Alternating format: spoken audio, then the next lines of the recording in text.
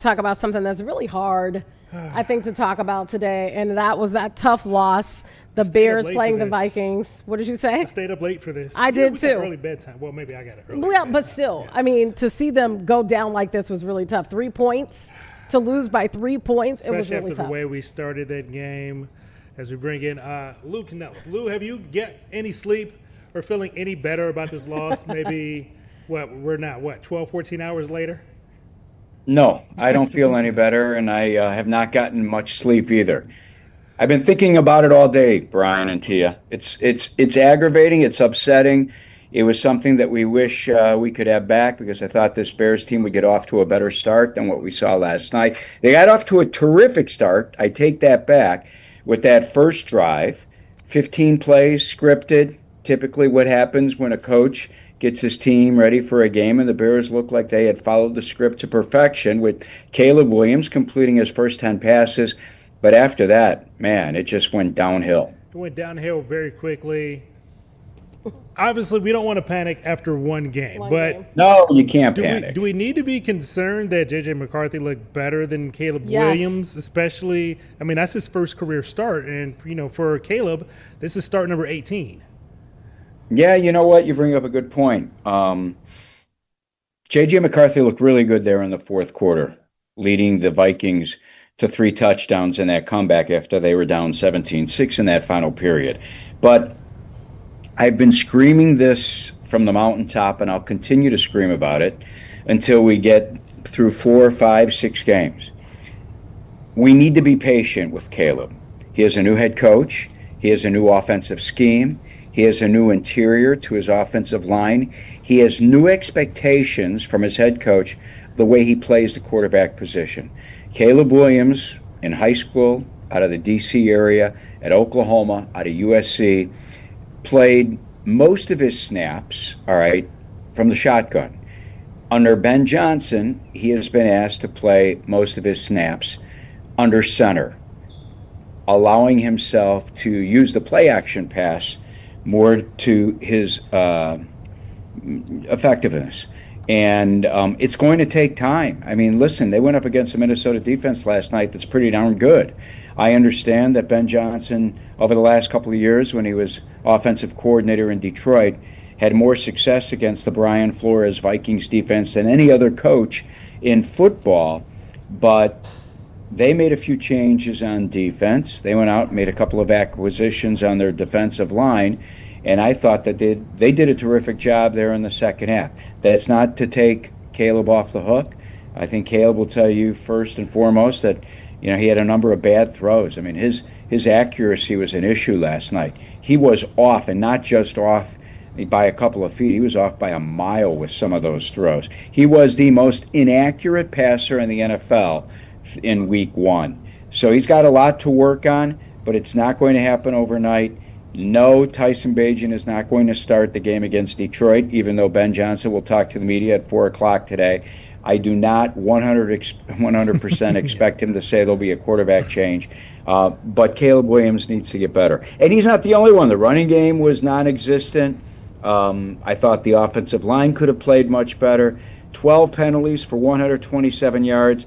That's not good either. I mean, there was enough blame to go around, and that includes for the head coach as well, Ben Johnson, who I thought had a couple of bad decisions in this game. When it comes to the offense, the Bears have so many weapons. Granted, again, it's just week 1 here. Do you feel like they have almost too many weapons where we're trying to spread the ball around? Because it doesn't feel like Caleb could really get into a rhythm with any one receiver because he's got so many mouths to feed there. Well, that's okay, but, it's funny you bring that up, Ryan, because last week Ben Johnson said one of his great concerns that keeps him up at night is how is he going to feed all the horses? And he's talking about how is he going to get enough targets for all his playmakers? And, it's DJ Moore, it's Roma Dunze, it's Cole Kmet, Colston Loveland, Luther Burden III, DeAndre Swift at running back. So, yeah, you're right. That's an issue, but they're blessed with all these playmakers. No, you can't have one of my playmakers back. The Bears will make it work. And one of Ben Johnson's great traits as offensive coordinator in Detroit was he devised game plans that allowed Jared Goff, his quarterback, to share the wealth, to keep all the horses fed. So that's something that the head coach and the playmaker and the play caller, need to work through. And again, we're just through one game this season. I know we're only through one game, and it sounds like you're saying be patient with Caleb Williams, and you don't expect, at 4:00 them to announce that Tyson Bagent will be the new QB to start. But how patient should we be? I mean, at what point down this season, if we're not seeing any W's, do you expect something to change? Well, I can tell you this, Tia. Ben Johnson will be far more impatient than any fan out there, because Ben Johnson was brought here for $65 million, $13 million a season for 5 years, to turn the culture and to turn the results around. So Ben's not here to make friends. He's openly criticized his players to the media, and he will make it happen at his speed. When he feels like what he's trying to teach and register with his players isn't happening, that's when he'll make the change. When? I think that Ben Johnson a few times has brought up the bye week, and the bye week comes early for the Bears after 4 games. So they'll open up, as they did yesterday with Minnesota. They travel to Detroit this Sunday. Then they've got the Cowboys, former Bears head coach Matt Eberflus leading the defense for Dallas. That game will be at Soldier Field. And then they play at Vegas. Then the bye week. And I think at the bye week, it really, I think, comes at a perfect time for the Bears this year, because it will give Ben Johnson and his coaching staff the chance to sit back and say, okay, what's working, what's not working, who's working, and who's not working in our offense and defense. At that point, I think some serious discussions will be had if the Bears continue to struggle these next 3 games. Lou, I want to get you out of here with one last question. We spent so much time focusing on what the offense did wrong last night. Yeah. For most of the game, the defense actually played well. Did they play even better than you expected with us not having 3 starters out there? Yeah, they did. Yeah, you bring up a good point. They were without 3 starters, Brian. They were without linebacker TJ Edwards, who in my opinion is the unsung MVP of this defense. Back in 2023, led the defense in tackles. Numbers were a bit down last year, but he's a true leader inside the locker room and on the football field. I thought that they missed him. That's not to say that Noah Sewell and Ruben Hippolyte, who played in his place, played poorly. They didn't. But you didn't have Edwards out there.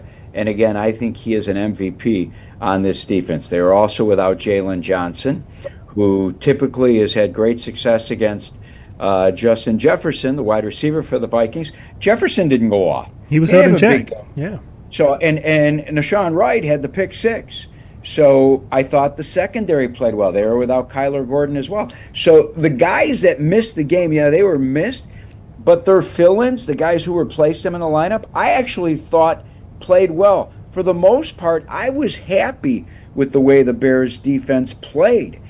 My concern was late in the game, especially in the second half, they were on the field for so much time that, in my opinion, Minnesota got into a rhythm and caught that Bears defense maybe a bit gassed. They didn't play an exorbitant amount of plays compared to the offense, but I thought that because so much happened in that second half with the Vikings moving the football on the ground and then McCarthy coming up with key passing plays, I thought that the defense got caught on its heels. I'm not pointing the finger at the defense. I get it. They gave up 27 points. I've had people reach out to me today to tell me, oh, the defense played like you know what, and Dennis Allen didn't do the job as defensive coordinator. I'd argue that that's not the case. I thought the defense, for the most part, played well. I agree, Lou, for sure. Looking forward to what Coach has to say today at 4. Thank you, Lou. We will find out. All right. We'll be definitely monitoring that. I'm going to pass the baton off to you Thank you, to carry the show, and we'll be right back after this break.